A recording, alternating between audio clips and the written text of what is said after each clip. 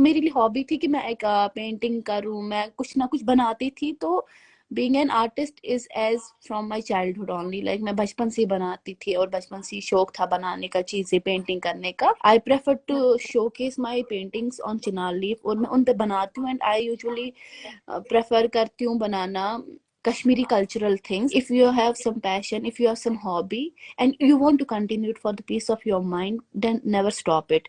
कभी ये मत सोचो अगर मुझे डॉक्टर बनना है या मुझे कुछ इंजीनियर बनना है या कुछ और बनना है तो मैं वो उसकी वजह से मुझे इसमें हर्डल आएगा। When you will take both smoothly, जब एक दूसरे को इंटरलिंक करोगे तो then it's never an hurdle for you, because a peace of mind is important for you. अगर आपको इस चीज की वजह से पीस मिल रहा है then never stop this and do things which make you happy, which make you proud, not the things which जिसकी वजह से आपको फिर बहुत ज्यादा स्ट्रेस हो जाए।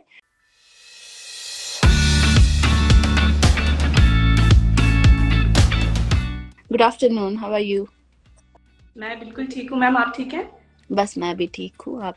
फर्स्ट ऑफ ऑल आपका बहुत बहुत स्वागत है हमारे इस इंस्टाग्राम लाइव सेशन में। जी thank you so much.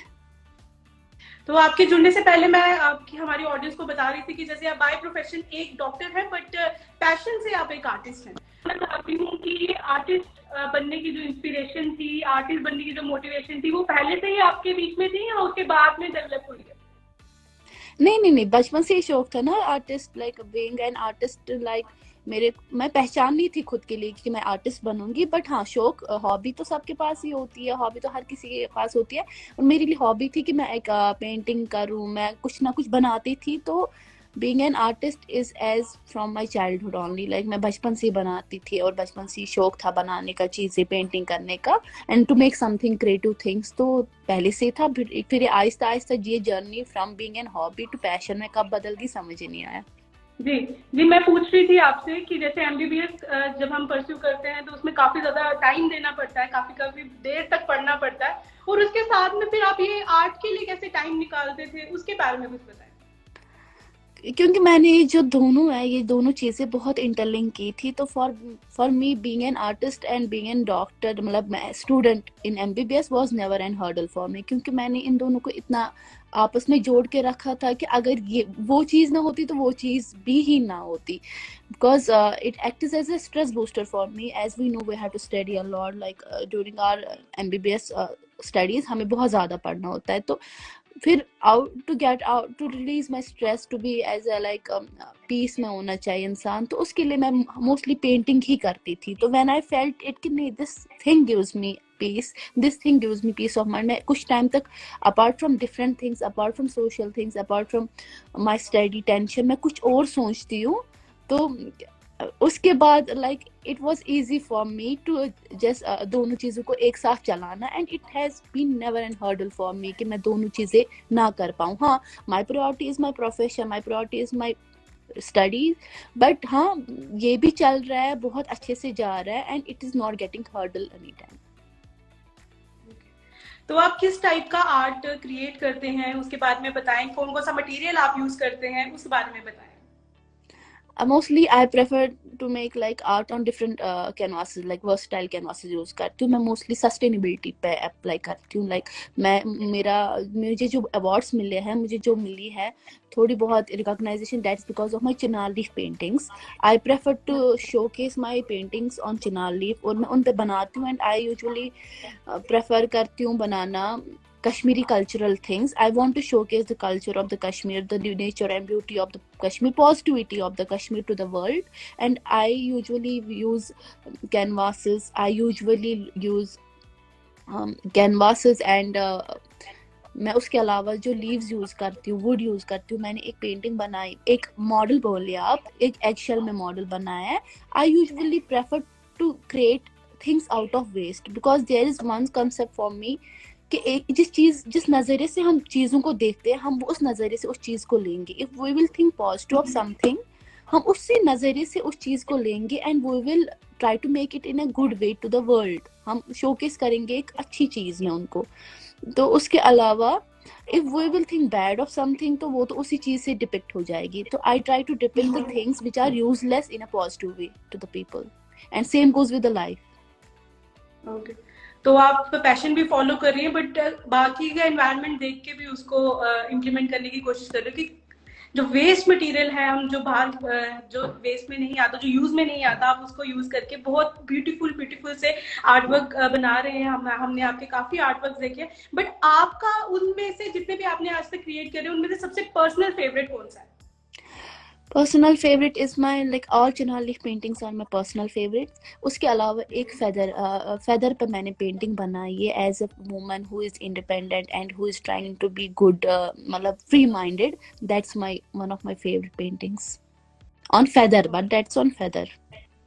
Okay, तो काफी डेलिकेट सी चीजों पे भी आप अपना आर्ट दिखाते हैं। यस, हाँ, ट्री पील्स पे बनाती हूँ, एग शेल्स पे बनाती हूँ, and I try to create different things from that. Cup, broken cups पे बनाए हैं मोस्टली, लेकिन मैं प्रेफर करती हूँ चिनार लीव्स। तो हर एक आर्टिस्ट का कोई ना कोई सोर्स ऑफ इंस्पिरेशन रहता है, तो आपके लिए वो सोर्स ऑफ इंस्पिरेशन कौन सा है? My source of inspiration is firstly the nature around me. Mostly मैं पहले प्रेफर करती हूँ नेचर, एंड हाँ फिर जब मुझे लगा कि I can make something like, मैं नर्सरी से बनाती थी पेंटिंग्स, बट हाँ I had my pre school teacher, उनका नाम श्यामलाल सर था, तो वो बनाते थे। आई यूज टू, वो बैठे होते थे, वो बनाते थे, and got somewhere inspired by him कि नहीं, ये बैठ के भी he is not wasting his time and he is making something good out of the free time. तो तब से इंस्पायर्ड हुई मैं उनसे। तो आपने जैसे अभी स्टार्टिंग में भी मेंशन किया कि काफी अवार्ड्स आपने अपने नाम किए हैं, तो मैं जानना चाहती हूँ कि हमारी ऑडियंस को उन अवार्ड्स के बारे में कुछ बताएं। अवार्ड्स तो मतलब in at the district level I have got many awards as an women empowerment award और यूथ एम्पावरमेंट अवार्ड्स ऐसी। उसके अलावा कश्मीर आइकन एक्सलेंस अवार्ड मिले हैं for chinar leaf painting, best leaf painter in Kashmir. उसके अलावा I got my records in India book of record, India world record and Asia book of records for the maximum number of chinar leaf paintings in during COVID times. Apart from that, there are many awards like for paintings and for empowerment awards. तो जब आपको recognition मिलती है अपने काम को लेके, जिसके लिए आप बहुत पैशनेटली काम करते हैं, तो बहुत ही ज्यादा अच्छा भी लगता है और बहुत और मोटिवेशन मिलती है और अच्छा करने के लिए। ऑब्वियसली बात है, हमें जो मिलता है, हमें क्रिटिसिज्म भी मिलता है, हमें पॉजिटिव कमेंट्स भी मिलते हैं, but both comments are somewhere useful for us, because criticism भी ना मिले तो हम सीख नहीं पाएंगे, पॉजिटिव कमेंट्स मिलेंगे वो हमें मोटिवेशन देती है। This things make me like keep me motivated कि मैं हाँ कर रही हूँ, जो मैं कर रही हूँ मैं अच्छा कर रही हूँ, and it's not getting, it's मतलब इसकी वजह से किसी को कोई हार्म नहीं हो रहा है, किसी को कोई प्रॉब्लम नहीं हो रही है, तो it's good for me, even for my inner peace it's good. तो मैं बनाऊंगी somewhere, it's not the thing जो मैं दिखा नहीं सकती हूँ लोगों को कि मैं ऐसे कर रही हूँ या कैसे, it's something which I can proudly show to people I am doing things जो ऐसे फ्री टाइम पे मैं बनाती हूँ या फ्री टाइम पे करती हूँ, वो बाकी लोग भी कर सकते हैं। बिकॉज समटाइम्स हमें यूथ रुक जाती है अपने हॉबीज को आगे बढ़ने के लिए, वो रुक जाते बीच रास्ते में, हॉबीज आगे उनकी नहीं बढ़ पाती है, because of the social pressure, because of the educational pressure, every pressure, बहुत प्रेशर है इस मतलब इस टाइम पे कंपटीशन इतना ज्यादा बड़ा है। बिकॉज ऑफ दैट वो रुक जाते हैं अपने सपने देखने से, वो रुक जाते हैं, अगर उनके पास कुछ पैशन है वो फॉलो नहीं कर पाते हैं। I try to show people if you are doing something जो आपको करना है अपने लिए, like being a doctor I am doing, जो मुझे सच में करना है अपने लिए, I am still trying to follow my passion, because कभी जब हम रुकेंगे तब भी हम मतलब हमसे ही बेस हमसे ही है, जब हम ही रुकेंगे तो हम क्या कर सकते हैं फिर आगे।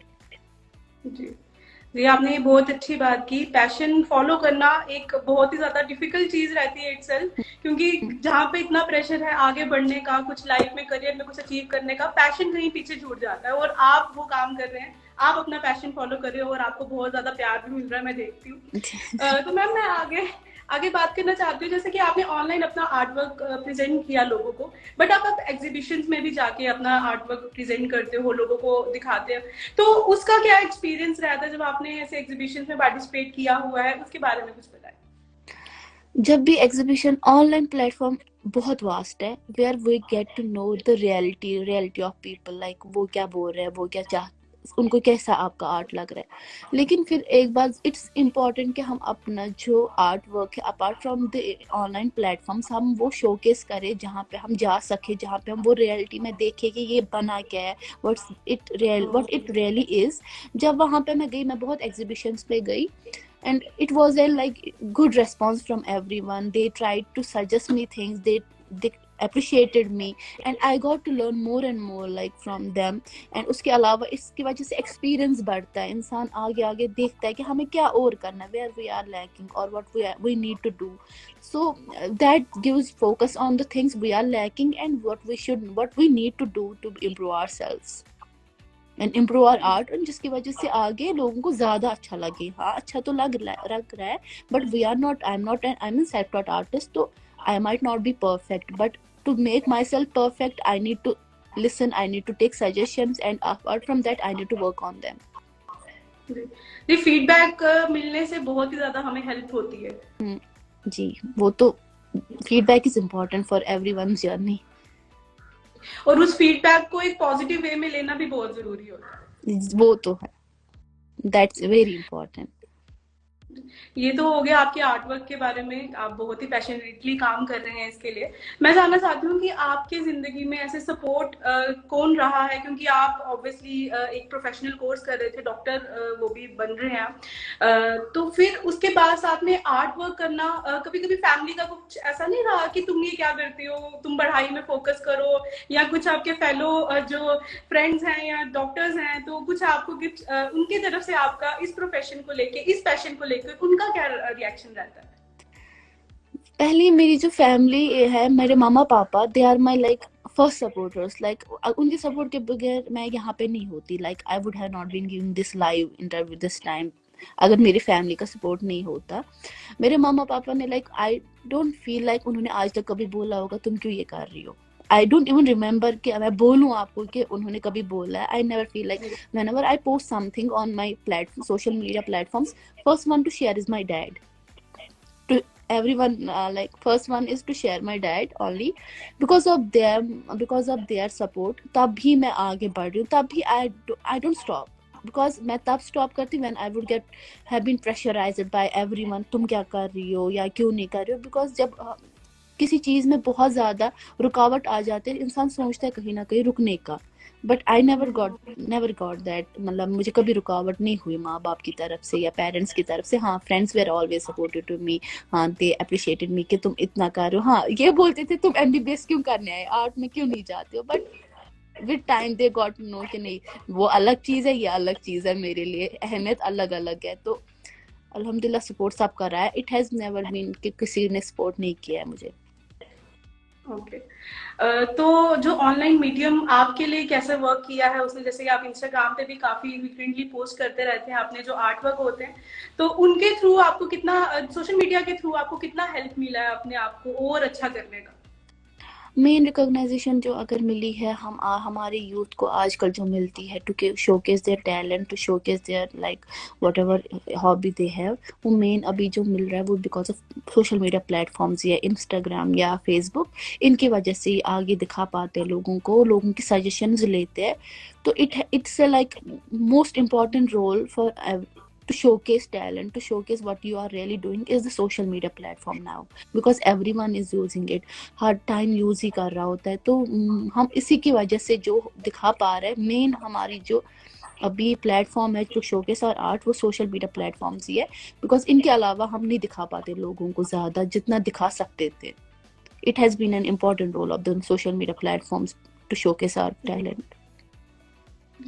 जी, आप जैसे लोग भी हैं जो सोशल मीडिया का इतना अच्छा यूज कर रहे हैं और हमें इतनी अच्छी अच्छी चीजें देखने को मिलती हैं आपके through, thank you so much. और हमें पता भी नहीं चला, इतना इंटरेस्टिंग ये लाइव सेशन जा रहा था और कब हम इसके एंड वाले सेशन पे पहुंच गए हैं। तो जितने भी ऑडियंस हमें अभी देखते हैं और जो हमें देखने वाले हैं, उनके लिए आपकी तरफ से कोई मैसेज हो, कोई सजेशन हो, जो डॉक्टर्स भी बनना चाह रहे हैं, कोई आर्टिस्ट भी हैं, उनके लिए कोई मैसेज हो तो प्लीज। मैसेज ये है कि if you have some passion, if you have some hobby and you want to continue it for the peace of your mind, then never stop it. कभी ये मत सोचो अगर मुझे डॉक्टर बनना है या मुझे कुछ इंजीनियर बनना है या कुछ और बनना है तो मैं वो उसकी वजह से मुझे इसमें हर्डल आएगा। When you will take both smoothly, जब एक दूसरे को इंटरलिंक करोगे तो then it's never an hurdle for you, because a peace of mind is important for you. अगर आपको इस चीज की वजह से पीस मिल रहा है, then never stop this and do things which make you happy, which make you proud, not the things which जिसकी वजह से आपको फिर बहुत ज्यादा स्ट्रेस हो जाए. हाँ, ऐसे अपने सपने देखना मत छोड़ो एंड कभी रुको मत. Thank you so much ma'am, thank you so much. आपने इतनी अच्छी अमेजिंग अपनी ये जो पैशन के बारे में बात किया, आई होप बहुत ही लोग इंस्पायर होंगे आपसे और अपने पैशन को फॉलो करेंगे. और आज हमें अपना टाइम देने के लिए बहुत बहुत thank you. Thank you so much.